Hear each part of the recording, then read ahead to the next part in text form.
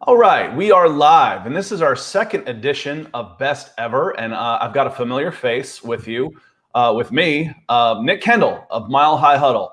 We host Broncos for Breakfast again, and I thought he would be a good test subject to bring in as we start bringing this Best Ever series to life. And today we're going to talk about the Best Ever Denver Broncos. As you start coming in, make sure you hit those comments, hit the like, share, subscribe button, and all those type of things. And if you we will absolutely get to your suggestions and your questions, because we're going to go over the best ever Denver Broncos, the Mount Rushmore, the best moments, all those type of things. And want to say hello to Nick. So Nick Kendall, I think I spelled your name right for the first time. I've checked my phone. I've checked everything. I'm like, yeah, I keep messing up. It's not that hard either. No, Kendall, I think somebody messed up coming across Ellis Island. I don't know any other Dells out there for Kendall, but thank you for having me on. Doing it three mornings this week, but I've been, like I said, just got back backpacking, and my clock is messed up. I've been waking up at like 5:30, so I'm ready to go. I'm on my second cup of coffee. And I saw the pictures out at the Bears, and I think as you learned, as I warned you out there, like black bears are more of a nuisance than they are a threat. Just make sure your food is put away, because they're like big raccoons. As long as you're not messing with cubs and mama, then you're in trouble. Then you ask for it. Yeah. No, we the people that stayed up at the Enchanted Valley the night before, they said they saw mom with like 3 cubs. We did not see that, so never was really that concerning. But we did have one come into our camp, which was kind of, oh my God, there it is. But it was awesome. God, beautiful. Yeah, I've never seen one in the wild. I'd really look forward to that. I live right on the edge of a national forest. Chattahoochee National Forest is my backyard, so we get all kinds of birds of prey, deer. Had a box turtle going across my front yard this morning, so had plenty of time to see him because he wasn't all that fast. But let's get to this. What I want to talk about with the best ever. Let's start with something like this. The best moment. And Denver Broncos have been playing football for almost 70 years. You haven't seen all of them. So I want you to go about this from your own point of view. And those that are coming into the show, if you've got comments, I want to hear yours, because we'll have different age groups and all this type of stuff. But, as someone who's followed the Broncos, and, a lot of us are fans. That's how we get into sports media to begin with. We were fans of a team and enjoyed the sport. What do you remember? If I say, what was your best moment as a Denver Broncos fan? What's the first thing that pops to mind for you? Man, I'm having a real hard time. I have like 3 moments in my head right now that pop. All right, we'll hit them, and then I'll make you rank them. But what are the 3 that you're going to choose between? Well, there is the improbable Tebow touchdown that when the Broncos beat the Steelers in overtime in 2011, the Demaryius Thomas slant taken to the house. That was, I know, love him, hate him, Tebow stuff, but that season was miraculous, and just for the absurdity of it, I enjoy that. That memory's pretty high. And then I have 2 from the 2015 season as well, the Broncos' most recent playoff run. The Von Miller strip sack, obviously, after the Broncos got a 10-0 lead because of Von Miller beating Mike Remmers like a drum at right tackle, getting that strip sack, Malik Jackson scooping it up in the end zone. Hopefully Malik Jackson scooping it up in the end zone, and then scoring a touchdown, going up 10-0. And then finally also the CJ Anderson touchdown, where he was given the ball, pitched it to him, and taken it 50 yards in overtime to beat the Patriots and essentially clinch the number 1 seed with that game, where Brock Osweiler was starting. It was a weird game, a snow game, a night game. I just remember I was closing down the bar that night by myself, and nobody else was in there because it was kind of more of a cafe. And in there by myself watching the fourth quarter, just completely alone, the lights off, and just screaming, people outside like, what happened? It's like, I'm okay. Just the Broncos scored an improbable touchdown. So honestly, it might be the CJ Anderson touchdown run, number 1, then the Von Miller strip sack, and then the Tebow touchdown. But there are plenty of others, and a lot of people would say the drive. I wasn't born yet, but and that's where I was going to go. And we've got some people that are starting to come in. So we're talking, best moment as a Broncos fan. Would love to get your comments involved. We'll certainly highlight them and bring you into the show. And I was young with the drive and the fumble. And I would think, and I was a Cleveland-born Atlanta fan. So there's a reason why I'm a cynical SOB. That's a lot of pain and misery as a sport fan through, going on 50 years of life. But I was 9 or 10 years old. I think that was 82 or 83. And I would think, for pure elation, the fumble would be a bigger moment, I mean, Yeah. it was the second one, so it's maybe not be quite the same as when you first pop that, that cork, but the drive had a feeling of an inevitability. It was almost like, but for fewer like, oh my God moment, I would think that Ernest Biner fumble would have been just absolutely mind-blowing as a Denver Broncos fan, because it was certainly, as for Cleveland Brown fans, it was just stunned. It can't have happened again. It can't have. So I would think that would be that right on there. So I hate to do this one to you, but what's the worst one? What's the one that just the gut punch? Oh man, probably that safety to start off the Super Bowl, 2013. Just really excited to be there. Broncos' first time going to the Super Bowl in a long time. They should have actually put on the brakes there. It's the Jacoby Jones touchdown the year before. I don't even know what I'm thinking. That one, I sat there in just silence for an hour, just no expression.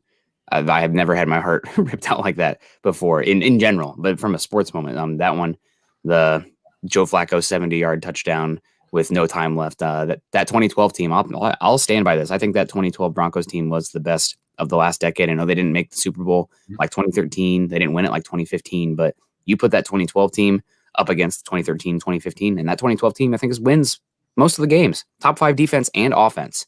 But they had their heart ripped out, and so did I. That one stings. You've got to have some luck in order to make a run. Breaks have to go your way. From an injury point of view, from a ball bouncing the right way. If you're gonna, it's hard to point at any team that goes on a big run like that and not pick out the time where something went their way that was a little strange. Now, like we said, the Denver Broncos have been playing for a long time. Yeah. And this is always kind of a fun exercise. The Mount Rushmore, the top 4 guys. I think I've got 2 pretty well locked in that are pretty easy. After that, I think there's some debates, and maybe I'm wrong. I want to hear what you to say. The number 1 on there's got to be pretty easy, right? Yeah, it's got to be John Elway. He is the face of the franchise, the team.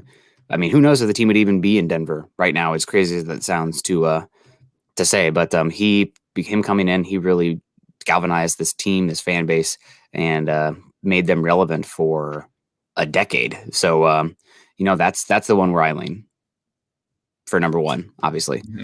Number 2, I'll probably have to go Champ Bailey, just because I think he deserves to be on there. And this is my own Mount Rushmore. I know that a lot of people will say Deion Sanders. A lot of people will say Charles Woodson. But for my money, I've never seen anybody like Champ Bailey do what he did with teams didn't even throw at him because the Broncos just had a revolving door at cornerback too, besides the one season when they had Darren Williams before he tragically passed away. But that he have a 12 interception season, 10 interception season. And the teams are like, you know what? Not doing it anymore. So I'm putting Champ Bailey up there. I would argue he deserves to be in the conversation as one of the best cornerbacks of all time.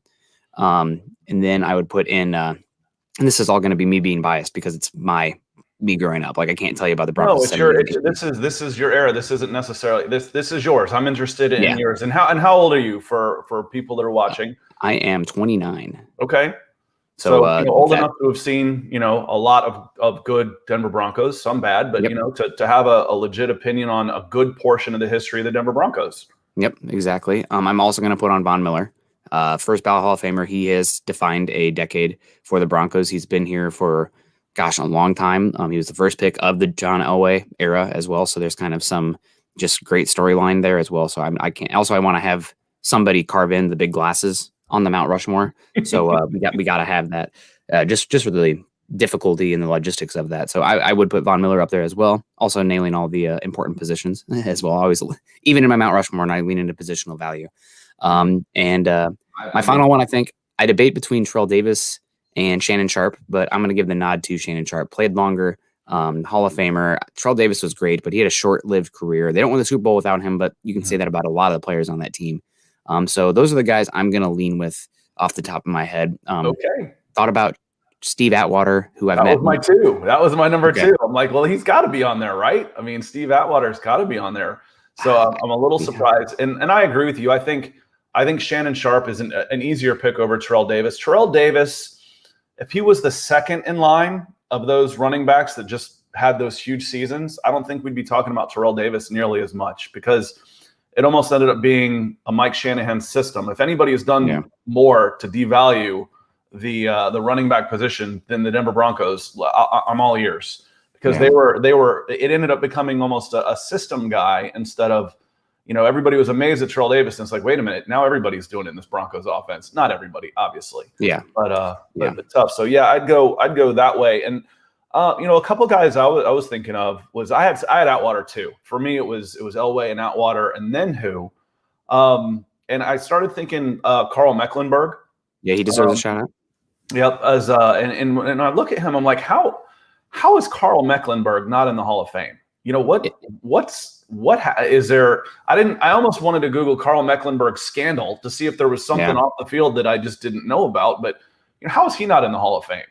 He is due. He put his stats up against other Hall of Fame linebackers, and he's either equal with them or better than a fair amount in the linebackers. For a while, there was, you don't want to be like, oh, there's a bias against the Broncos, but the Broncos were an afterthought for a good while from the national perspective.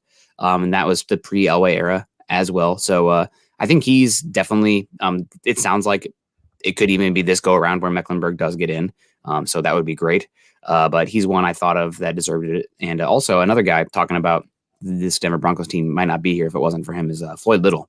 The Broncos drafted him, and he was literally called the franchise. So you can't tell the history of the Broncos without talking about Floyd Little as well, who just recently passed away after battling cancer for a while.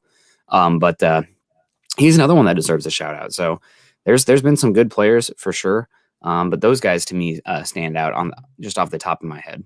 Well, going back to I was going to ask you, if you didn't have Vaughn, if he had a chance to be on here, like if we ended it right now, should he be on here? Because I think, he's going to run away and hide. He's already got the franchise sack record. He's going to run away and hide with it. He's going to put up a number that's going to be awfully tough to catch.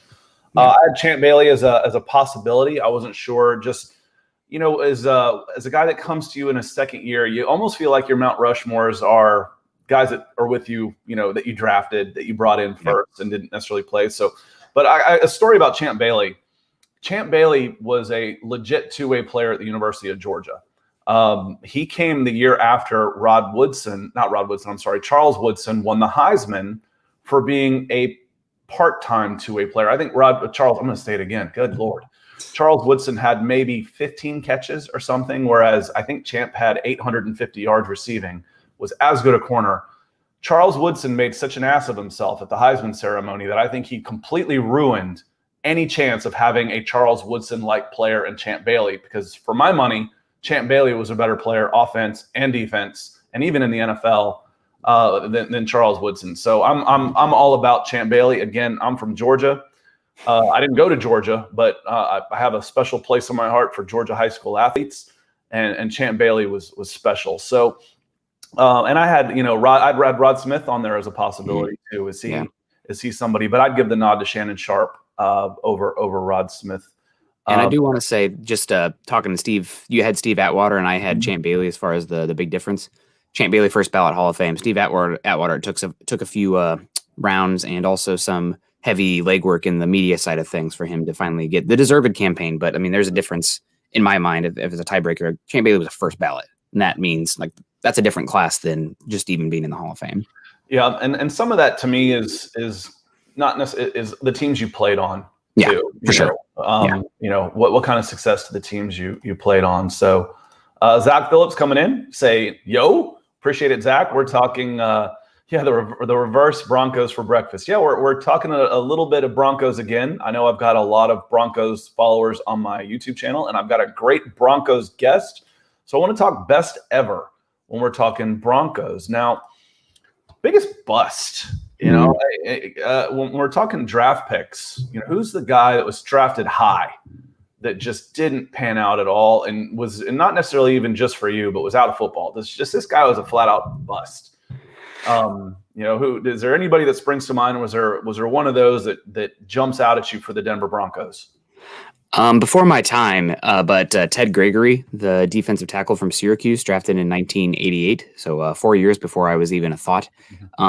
He was drafted in the first round. I don't even think he ever even played a snap for the Broncos. when they drafted him, the Broncos didn't even realize he was as tall as he was. They like drafted him. They didn't have an official measurement. The coach next to him, the coach was taller than him, a 6'1" defensive tackle. And they're like, oh my God, this is the guy we drafted in the first round.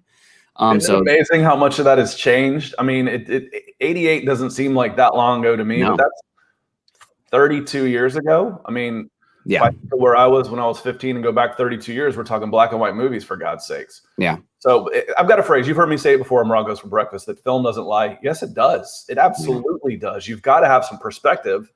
That guy probably looks 6'3" on film, with everybody else is around him, until you go look him in the eye and you go, oh no. Yeah. It's kind of like you have to be careful watching somebody like Quinn Miners, right? Playing Division III football, Wisconsin Whitewater. Like, yeah, no, he's a great athlete. He's out there destroying guys, but like this jumping competition, that's where the tape does kind of lie. Like you have to take it more with a grain of salt. It does lie. It absolutely lies. So, and I'm talking about legit tape. I'm not even talking about special effects and people that speed up their tape and that type of stuff. I had a guy send me a 40 one time, and it was like he hand timed his video. Look, this is what he ran. He had like a 4.34 or something. I'm like, all right, you want to do it that way? And I dropped it on a timeline in Adobe Premiere, and it was like a 4.97. I'm like, no, that's true electronic. Yes, film lies. Biggest bust, though, also just throwing it out there, Paxton Lynch. Broncos trade up first round quarterback. Because he was such a investment, they punted on quarterback in 2018, Deshaun Watson and Patrick Mahomes. And also, was that bad? Was that bad? God, that sucks. Nothing worse. It's bad not having the answer at quarterback, but it's even worse if you're unsure about a guy and that causes you to punt on better options. That scares the hell out of me, and that's something I'm scared about in this 2021 draft that we just had as well. But we'll see. And then also the 2019 draft, where the Broncos, I think, because of Paxton Lynch being such a big bust, Elway got as much as Elway, great general manager. Honestly, he gets a lot of gruff, but he was a pretty good general manager, and he set up this team pretty well for Peyton to come in, George Peyton, that is. But the Broncos, I think, had cold feet in 2015 as well, and that was the big reason they skipped on Josh Allen instead of Bradley. They took Bradley Chubb, who's been great, but and that's okay. That one's okay. But a quarter. Do we give the Jets a little credit for not sinking too much into that with a lost quarterback? With Sam Darnold, because for me, you're talking about the same thing. Yeah. How long has it been, or have they? And when we talk about the quarterbacks of the Broncos, I was shocked to find out who the number 2 passer is in Broncos history. You probably know. Is it Jake Plummer? No, it's Peyton Manning by a lot.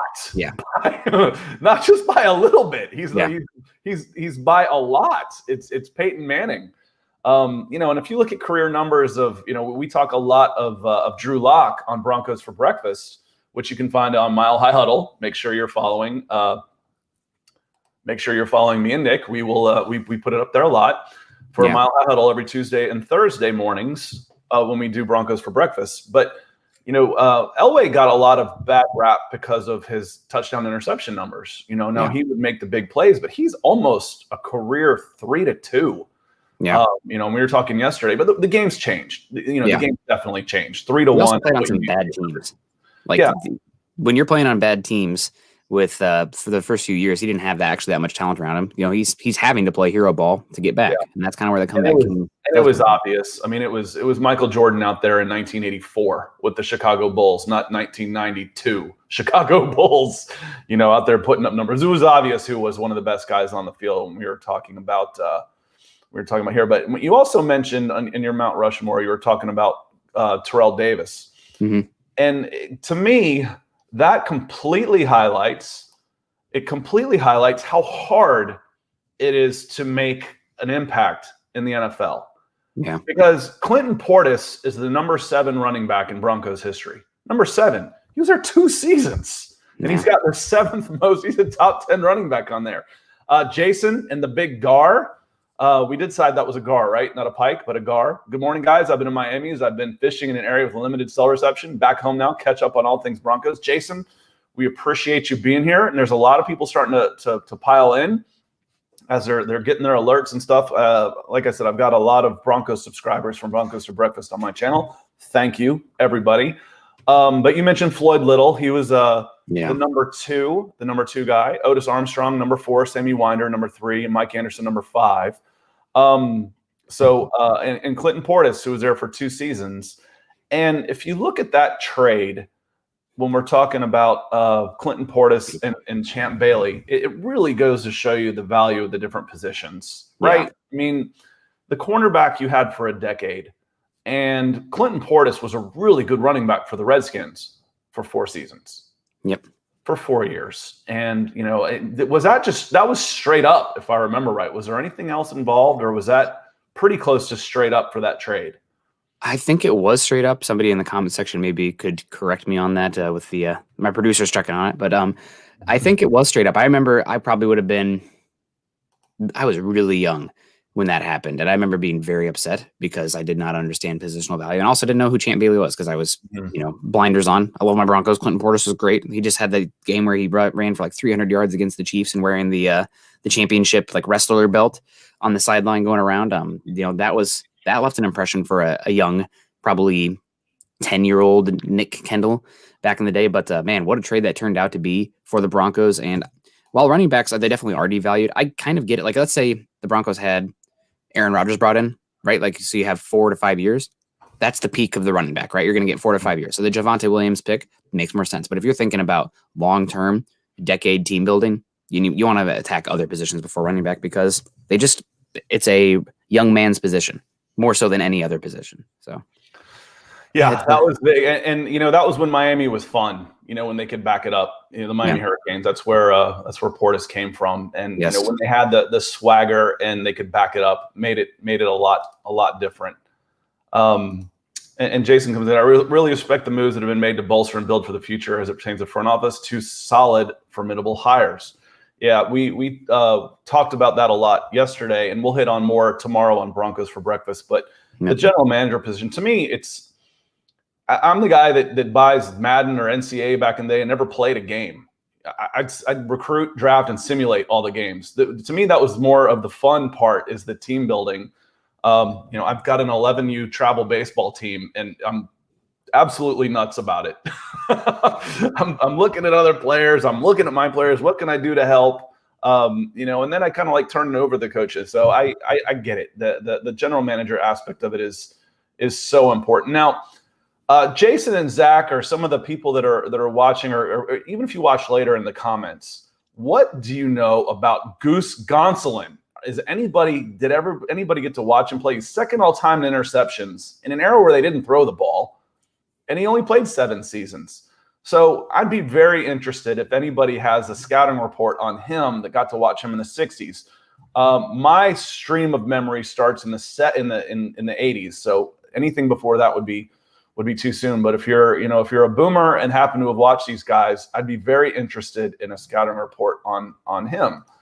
And finally, before I let you go, we're gonna keep it under 30 minutes today for best ever, and we'll get back to it. But I want to just run through an exercise here. You get to choose one. So best team. What was the best Broncos team? You're going to go out there and you play one. Who's it going to be? I cannot speak to the 1998 and 1999 teams and that team that lost to Jacksonville the year before that they probably shouldn't have lost because I was really young.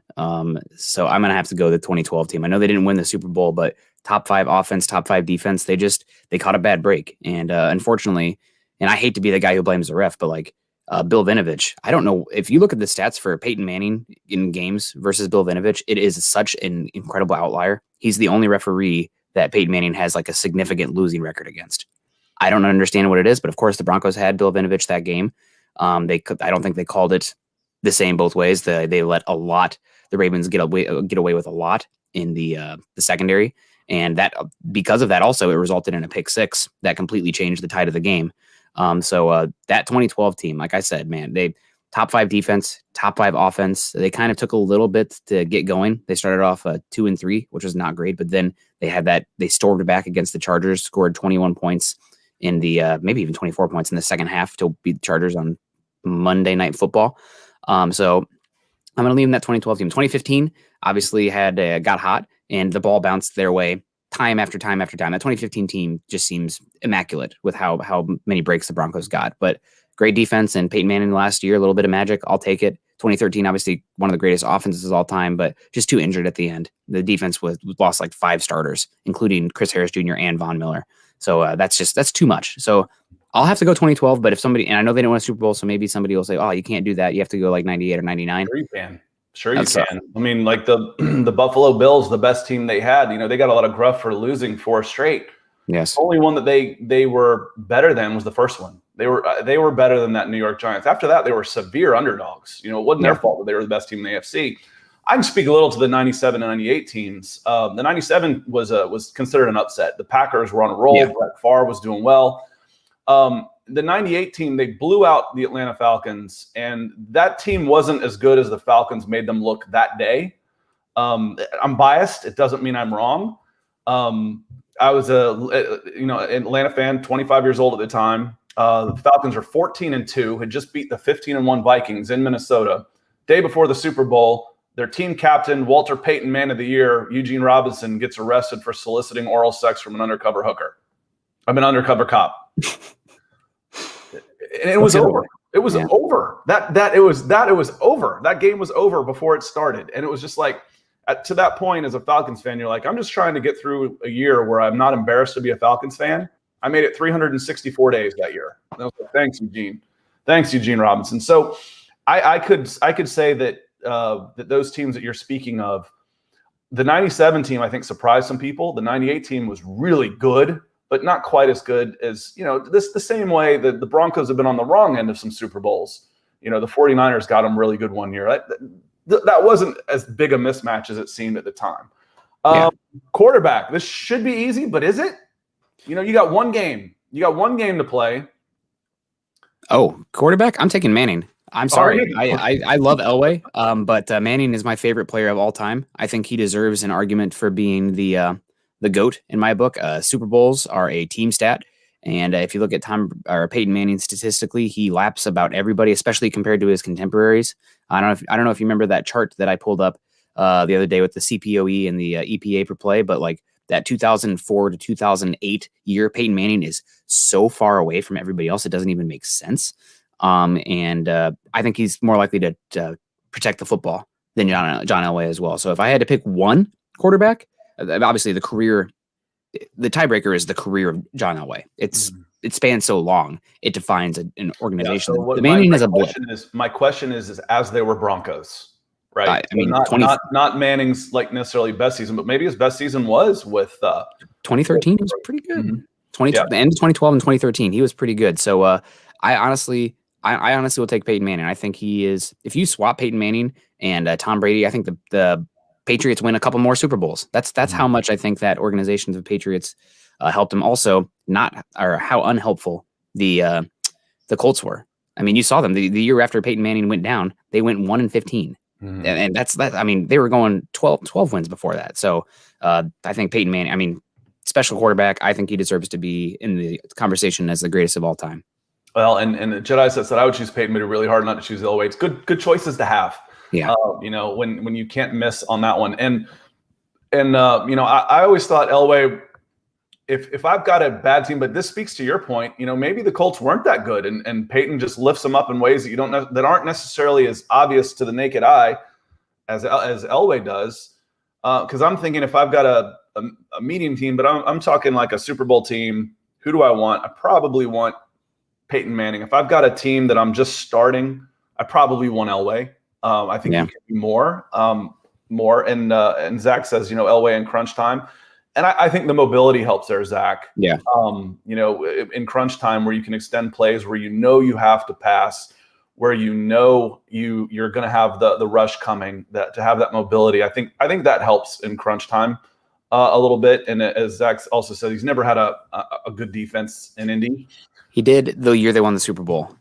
Bob Sanders. Yeah, Bob Sanders, Defensive Player of the Year that year. Also, I got to stand up for my guy, Bob Sanders. He married my next door neighbor. So that's Hawkeye great. And also met him a few times. He's down in San Diego now, living in a gated community. I think they had triplets. So good luck to Bob down there in sunny San Diego. But I mean, God, I'll have to take Peyton, and that's because I'm more familiar with him as well. But like I've never seen anybody operate like him. He was playing a different game. And what about running backs? Well, I'll highlight Jason's comment while you're thinking about this. Not running backs. I think that one's pretty easy. Or maybe not. Maybe a Clinton Portis in one season. You got one game. Who are you going to take at running back? And I'll read this one while you're thinking about it. Jason says, Elway was more of a gunslinger. I've followed Manning since his days at Tennessee. I saw him play a few times. Hard to decide between the two, as I have to say Elway. Like I said, you can't go wrong. You wouldn't go wrong either way. Those are good choices to have. But if you got to choose one running back. You got to choose one to put on this team. So basically, we're doing a best ever team and I think of as it is one season while they were Broncos, not necessarily over the course of their career, but at one time, who would that be? Who would be your starting running back? It's going to be sacrilegious, but if you're talking one season, that peak season from Clinton Portis was pretty darn incredible. A better athlete than Terrell Davis. I mean, we saw a more explosive run game. It wasn't as like Terrell Davis is a little bit more rubbery. Like guys kind of bounced off of him, but Clinton Portis with that wide zone stretch, the home run hitter. So I'm just going to kind of go off the grain here. Everybody's going to say, "Oh, TD, no doubt. He's played better on a better team." But I'm going to just kind of lean a little bit off the rails here, and I'll go Clinton Portis also because I was more intelligent with football at that point, so I could have a better understanding of what was happening. But and that's just me beating off the path. Clinton Portis didn't make my Mount Rushmore. TD did, or no, TD was off. He'd been fifth. Yeah, he was close. But he was the guy looking up, going, "Why me? Why?" Yeah. I think there's them people here that are just talking. They say Zach says Terrell Davis. Jedi says Terrell Davis. 98 seasons, 2,000 yards, and a Super Bowl MVP. And again, some of that to me, that's team stats. Yards are team stats in general. Yeah, it is. There's context around it. But again, nice choices to have. Now, give me two receivers. I'm going to cheat here.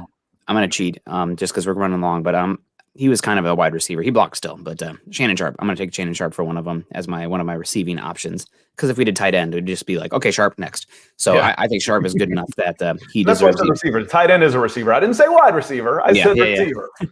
So I will go Shannon Sharp, and then I'll probably go Rod Smith for my next one. He was really good for a long time, undrafted free agent, great player for the Broncos, peak seasons. He's still around the facilities a lot. So he's a Bronco through and through. So I'll lean into Rod Smith there. But I want to give an honorable mention to Demaryius Thomas as well, who was phenomenal there for a few seasons. You saw him start to break out Tim Tebow's last season in Denver, and then really took off and was an incredible player during Peyton Manning's peak seasons in Denver. So part of that is Demaryius Thomas hitting the right exact age and development when Peyton got here, but also, going from Tim Tebow to Peyton Manning is a drastic difference. But DT was an animal, such a great player. Those bubble screens that he could take to the house, physical.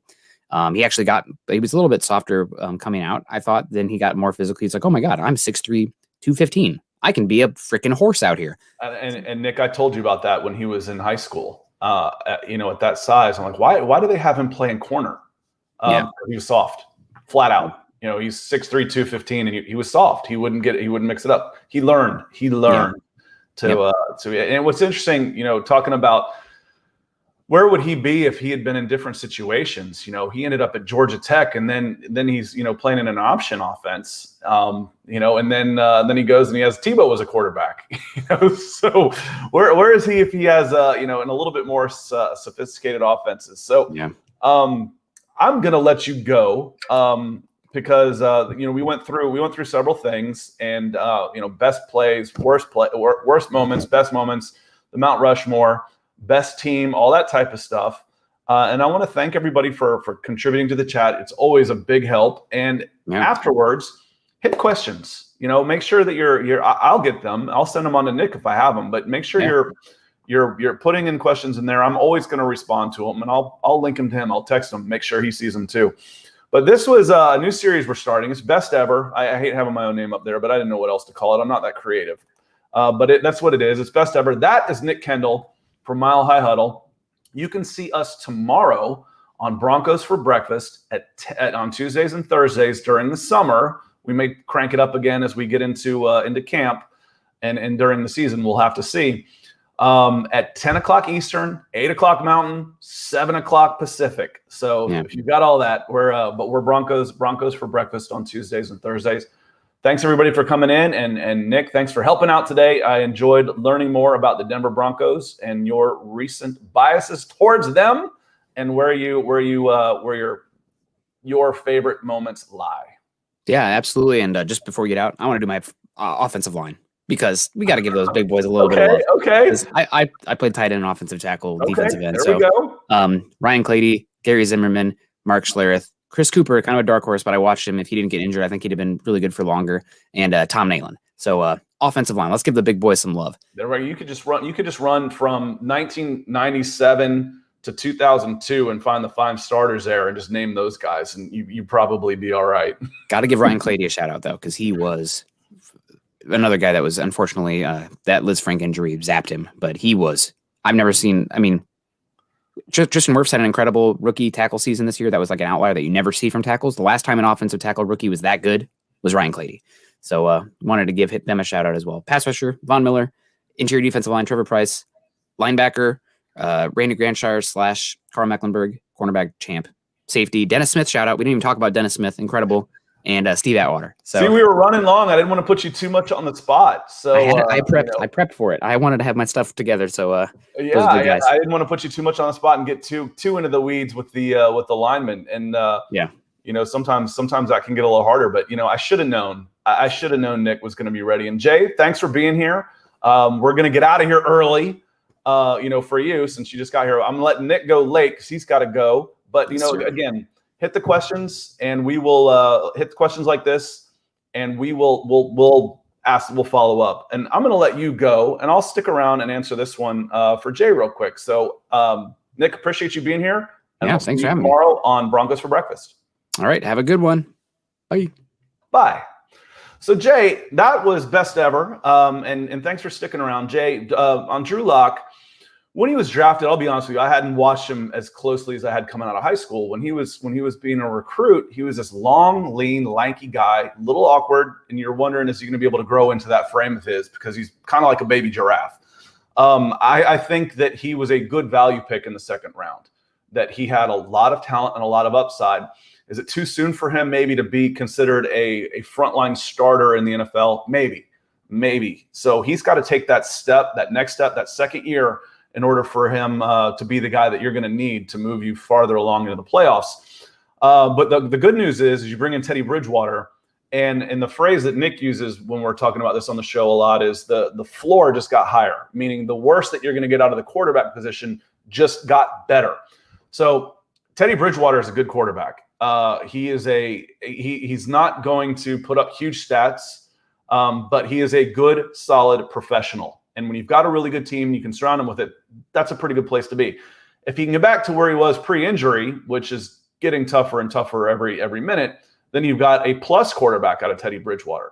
So if Drew Lock's playing, it means he beat out Teddy. And if you beat out Teddy, he's going to be improved. And if he's improved, the Broncos are going to have a winning season and make a run in the playoffs. So that's what I think on those guys. So again, like I said, appreciate y'all being here. Make sure you hit the subscribe button if you hadn't already, and hit that like button. It'll help more Broncos fans see what we're doing. And Broncos for Breakfast tomorrow, 10 o'clock Eastern, 8 o'clock Mountain Time on Tuesdays and Thursdays. Follow Mile High Huddle. And to all of you that participated in the chat, I appreciate it. And we'll do this again real soon.